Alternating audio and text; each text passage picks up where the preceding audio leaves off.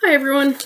I'm hoping that these videos are useful for you and that you're looking them over but not taking them as the complete classes that we've covered, but sort of a reminder, or if there's anything in the class that you weren't able to catch, that these do explain things for you. But please always remember that I am available to answer any of the questions that you have. Don't think that just with these videos I'm no longer available to help you any further. So we are going to talk in this lesson about acids and bases. And we're going to do a lab in class on acids and bases. They are part of our lives without us even realizing sometimes. Acids are very sour tasting, very reactive, and they combine with a lot of other substances. Usually when you mix an acid with water, it is a very good conductor of electricity. Some examples of acids are things such as hydrogen chloride, hydrogen sulfate. We also have carbonic acid. I'm trying to think of other ones. Vinegar.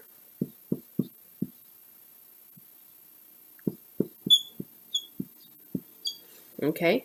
One thing I'm hoping that you start noticing with all of these acids is they all have hydrogen ions. So remember, these are all ionic compounds. So all acids have the hydrogen ion. So when HCl, or hydrochloric acid, mixes with water, you get H plus and Cl minus. Okay, now of course I haven't balanced it for you here at all, but when all of these, so let me make it a little bit simpler, mix in water, they all break down into their ionic form. So this gives you Cl minus, this will give you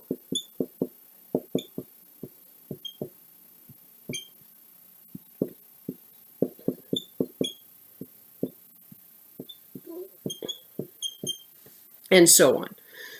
So what you would notice is that all acids have the H plus, or hydrogen ion, and that is one of the features of an acid.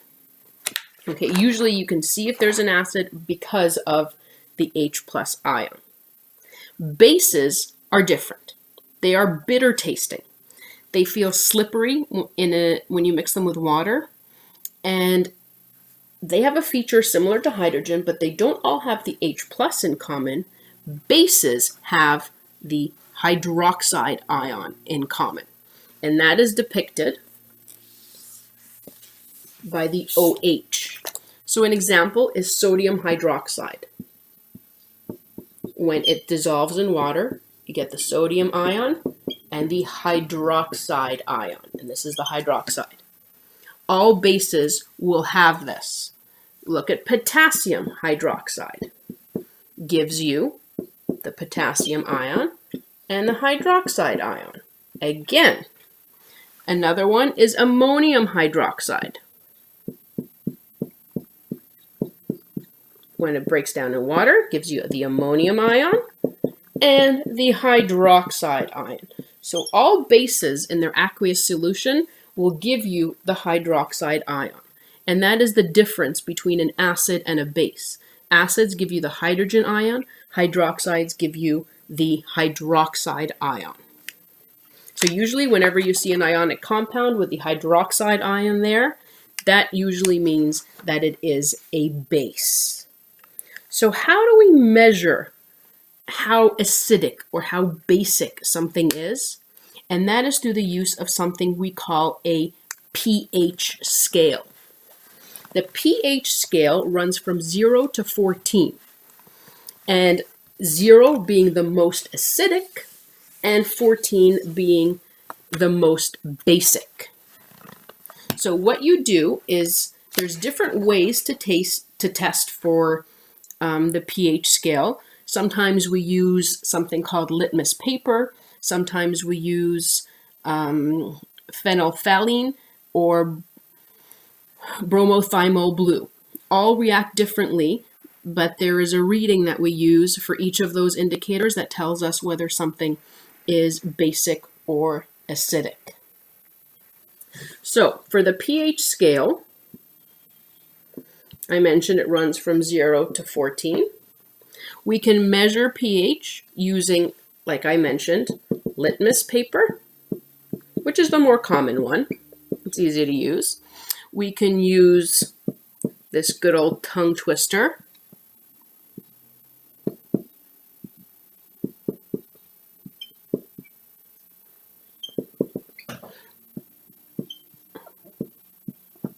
And bromothymol blue.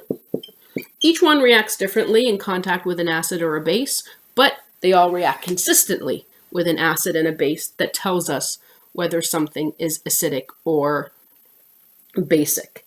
If you lie anywhere here, anything from 7 down to 0 is considered acidic, and 0 is the most acidic, and anything 7 and greater is considered basic, 14 being the highest.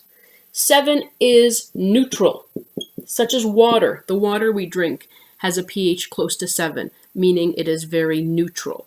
7 cannot harm you in any way. Don't think that just acids can be harmful. You'll usually hear if you pour an acid on your skin, it's very dangerous. Same thing happens with bases. If you get in contact with your skin with a base that has a pH of 14, it is just as dangerous as an acid with a pH of 0. So it is critical that you are very careful with acids and bases. And the pH sort of tells you how dangerous it is. Just to give you an example, the acid in your stomach has a pH of around 2, and that is required so that your stomach can break down your food in order that you can digest it. And we're going to be talking about that in biology as well. But just to give you an example, that's pretty acidic in your stomach.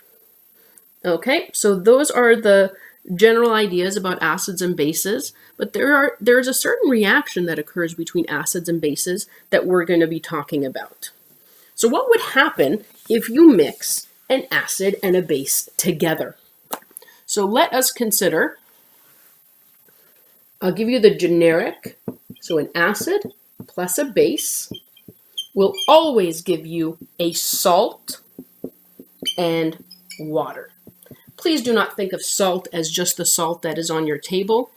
A salt is an ionic compound formed by the reaction of an acid and a base. So this is not the salt that we talk about that you eat on the table. This is not table salt.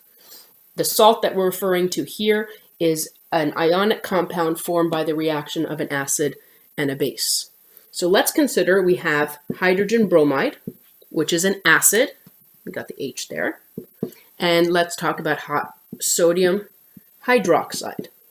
If we were to mix those two together, we would get a salt, which is sodium, bromide, and water. Okay? Now, this sodium bromide is what we would call the salt that is formed. It is an ionic compound. And we have our water. And notice our equation is already balanced. We don't even have to do anything about it. What does this reaction look like in terms of the types of reactions that we discussed? I'm hoping that you guys recognize that this is a double displacement reaction. But when we have an acid and a base in a double displacement reaction, we call it a neutralization reaction. So yes, it is a double displacement, but to be more specific, when we have an acid and a base reacting to form a salt and water, we call it neutralization reaction. And the reason we call it neutralization is because the final result of the salt and the water is neutral. It has a pH close to 7. Okay, so when we had an acid and a base, of course, where their pHs weren't 7, when they were mixed together and forming the salt and water, they form a neutral solution of the salt and water. And that is why we call it a neutralization reaction. But it also is a double displacement. But in this case, we call it neutralization because we are dealing with an acid and a base.